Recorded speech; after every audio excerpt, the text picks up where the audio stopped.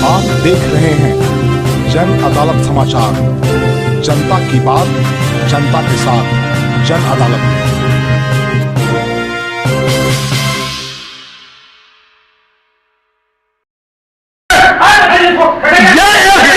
की बेटी है, समझे? और निकल लगता है साले, समझ गए ना? पकड़ के लाइए। ये एसडीओ साहब की बेइज्जती कर रहे हैं आप। एसडीओ कल आप लोगों ने देखा कि सीतामढ़ी के पुपड़ी एसडीओ के कक्ष में डीसीएलआर अनिल कुमार सिंह और उनके वकील सुशील कुमार चौधरी को आपस में अपशब्द कहने के साथ पीटने के लिए जूता तक निकालने वाला जो मामला था। इस घटना पर डीएम मनीष कुमार मीना ने जांच का आदेश दिया है और डीएम डीपीआरओ कमल सिंह ने इसकी पुष्टि की है। नगर परिषद जक्कनपुर के झजीहाट गांव के निवासी उज्जवल प्रकाश वर्मा के दखल खारिज का जो मामला डीसीएलआर के यहाँ नमित था, वर्मा की ओर से डीसीएलआर के कोर्ट में अधिवक्ता सुशील कुमार चौधरी पैरवी करते हैं। वकील चौधरी का आरोप है कि मामले में डीसीएलआर कार्यालय के कर्मी द्वारा रिश्वत वसूल किया गया, फिर भी बात नहीं सुलझा सका। इसको सुलझाने के लिए पुपरी एसडीओ ने डीसीएलआर ललित कुमार सिंह, उज्जवल प्रकाश वर्मा और अधिवक्ता सुशील कुमार चौधरी के अलावा सीओ कौशल कुमार द्विवेदी को मंगलवार को अपने कक्ष में बुलाया था। बाद में मामला इतना तूल पकड़ा कि आज डीसीएलआर ललित कुमार सिंह को मीडिया कर्मी को बुलाकर अपनी सफाई पेश करनी पड़ी। आइए इस पर जो ललित कुमार सिंह डीसीएलआर हैं अपना सफाई पे क्या कहते हैं आपको सुनवाते हैं। बाबा शिवाजी की रिपोर्ट जन अदालत न्यूज के लिए। यहाँ एक अपीलवाद केस चल रहा है जिसका नंबर है 37/2122। 37/2122 अपीलवाद केस चल रहा है जिसमें उज्जवल प्रकाश वर्मा अपीलार्थी हैं और ये अपीलार्थी के एडवोकेट के रूप में हमारे यहाँ कार्यरत हैं। इसके अलावा इनका इंडियन गैस एजेंसी के रूप में भी ये काम करते हैं। अब ये जो दाखिल खारिज जो अंचल अधिकारी के यहाँ से रिजेक्ट हुआ है उसके विरुद्ध हमारे यहाँ आए हैं और ये जो ज़मीन है वो पूर्णतः विवादित है। इस ज़मीन पर पहले भी एफआईआर दर्ज हो चुकी है जो कि थाना में अभी अंडर पेंडिंग है। इसके अलावा इसी ज़मीन से संबंधित हमारे माननीय जो निचली न्यायालय है, सिविल न्यायालय, वहाँ भी जो है सो टाइटल सूट चल रहा है और इस पर जो है सो उज्जवल प्रकाश वर्मा के पिताजी और उनके चाचा के बीच में कंप्लीट जो है सो डिस्प्यूटेड ज़मीन है और डिस्प्यूटेड ज़मीन के आधार पर ही जो है सो अंचल अधिकारी ने जो है सो इनका जो है सो दाखिल खारिज रिजेक्ट किया, क्योंकि उज्जवल प्रकाश की माँ खुद आकर के खुद आती है और अंचल अधिकारी को अपना बयान देती है कि उज्जवल प्रकाश के वर्मा के नाम से दाखिल खारिज न किया जाए, जिसके आधार पर जो है सो अंचल अधिकारी जो है सो उस केस को रिजेक्ट करता है। उसी के विरुद्ध हमारे यहाँ ये अपीलवाद में आते हैं और अपीलवाद में जो है सो जो सुशील चौधरी हैं एज एडवोकेट अपीलार्थी के रूप में आते हैं और इतना ही नहीं, अपीलार्थी के रूप के जो एडवोकेट के रूप में यहाँ आते हैं वो उज्जवल प्रकाश वर्मा से ज़मीन भी खरीद चुके हैं। तो इनका दोनों पर्पस है, एक एडवोकेट के रूप में भी काम कर रहे हैं और एक जो है सो उस व्यक्ति से ज़मीन खरीद करके अपना हित साधना चाह रहे हैं।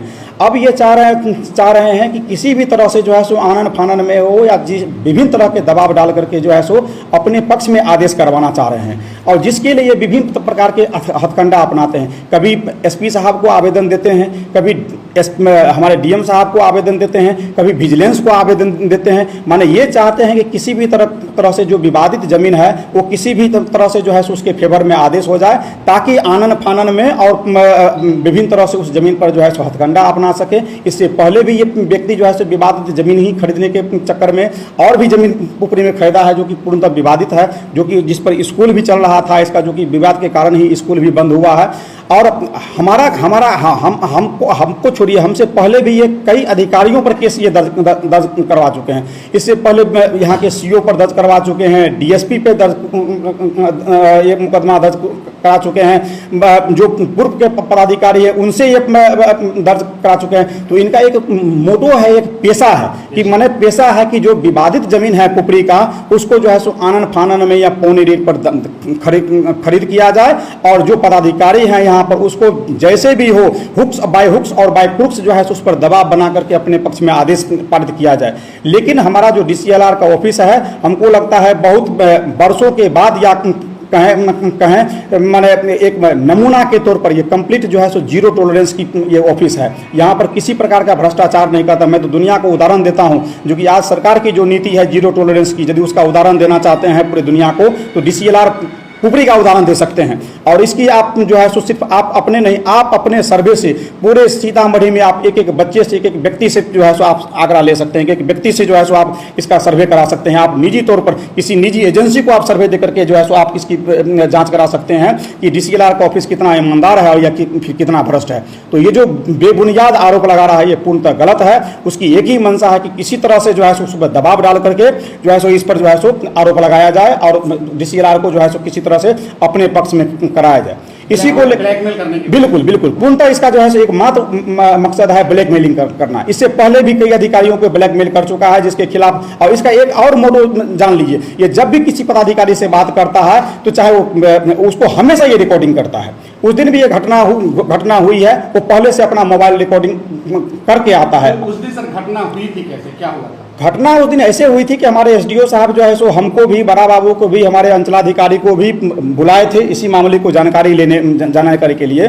तो उसी क्रम में जब जानकारी लेने के क्रम में उन्होंने जो है सो आरोप लगाने लगा कि आपके कार्यालय को जो है सो 35,000 रुपया दिया गया है, जिसका जो है सो हमारे बड़ा बाबू ने भी खंडन किया। वहाँ सामने में SDO साहब भी थे, CO साहब भी थे, सबने खंडन किया। उसके बावजूद भी तुरंत उसने पलट गया कि नहीं, बड़ा बाबू को जो हमने किताब जो है सो छपवाने के लिए पैसा दिया, जिसके कारण जो है सो हमने उसको प्रतिकार किया है। और ये जब किसी ईमानदार अधिकारी पर आंच लगाएगा तो ईमानदार अधिकारी माने टूटना जानता है, झुकना नहीं जानता है। और ये पूर्णतः जो है सो उसकी जो है सो पूर्णतः ये मैंने एक समझिए कि पेशा है, पेशा बना लिया कि जो भी यहाँ पर अधिकारी आएंगे उसकी तरह तरह उसकी शिकायत करके विभिन्न जगहों पर उसको हम ब्लैकमेल करेंगे ताकि अधिकारी हमारे फेवर में आदेश कर सके। उक्त व्यक्ति की गाली से आप गुस्से में आए या फिर उसके बाद से नहीं, उसने पहले तो आरोप लगाया, जब आरोप का हमने खंडन किया तो फिर उन्होंने गाली गलौज पर उतर आया, जब जिसका हमने प्रतिकार किया है। तो जूते से खबर लेनी क्या ये मुनासिब था उस वक्त? नहीं, मुनासिब नहीं था। मैं कहूँगा, हाँ बिल्कुल बिल्कुल, मैं कहूँगा कि ठीक है, मैं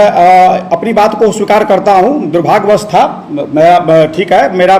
लेकिन जब आप किसी व्यक्ति को ठेस पहुँचाइएगा, किसी व्यक्ति को ठेस कहिएगा, किसी व्यक्ति के ईमान पर ठेस पाइएगा तो व्यक्ति बर्दाश्त नहीं करता है। ये 35,000 का जो मामला है चेक का, वो क्या है?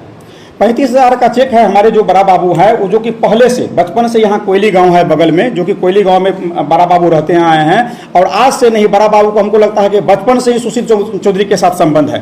ये आपस में दोनों का दोस्ताना संबंध है। हमारे बड़ा बाबू जो है अपने बेटा के मुंडन पर सुशील कुमार चौधरी को न्योता देते हैं और सुशील कुमार चौधरी वहाँ जाते हैं, 2100 रुपया बाकायदा वो चुमाउन भी देते हैं। इनकी इतनी दोस्ती है। उसी में अपने बेटे के मुंडन पर बड़ा बाबू ने उनसे 35,000 रुपया कर्ज लिया है, जिसको उन्होंने चेक के माध्यम से जो है लौटाए हैं। जब चेक के माध्यम से लौटाया है तो सुशील कुमार चौधरी ने फर्जी तरीके से अपने हैंडराइटिंग में उज्ज्वल प्रकाश वर्मा का जो है सो नाम लिख कर करके वो पैसा का चेक भजाया है। जो उज्ज्वल प्रकाश वही है जिसका मामला चल रहा है? जी जी बिल्कुल, उज्ज्वल प्रकाश वर्मा वही है जिसका हमारे यहाँ मामला चल रहा है, जो कि हमारे केस में अपीलार्थी है, जिससे हमारे बड़ा बाबू का कोई लेना देना नहीं है।